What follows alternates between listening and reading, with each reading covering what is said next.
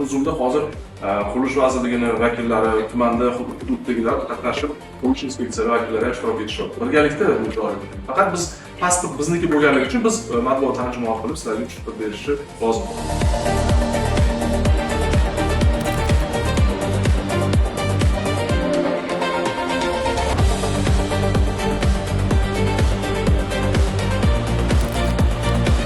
Kadastr bazasiga foydalanishda qabul qilib yoki raqam olib bo'lsa, bazada bo'lsa, uni hech qachon bitta shaxsdan boshqa shaxsga sotib bo'lmaydi.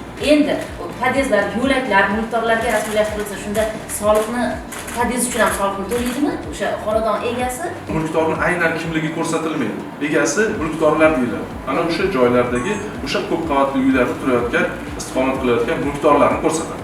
Ya'ni siz aytayotgan shu uyni ishloq sifatida investitsiya qilish.